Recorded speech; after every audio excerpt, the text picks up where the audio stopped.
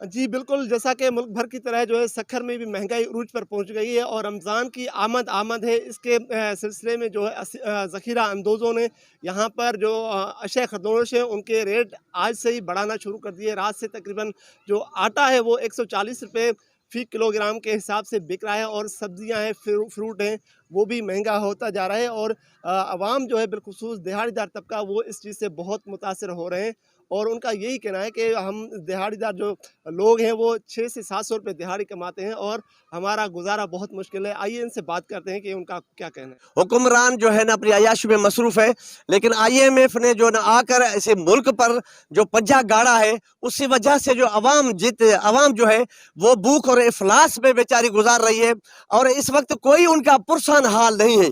तमाम की तमाम चीज़ें जितनी रोज़मर्रा अशिया है वो आसमान से बातें कर रही है।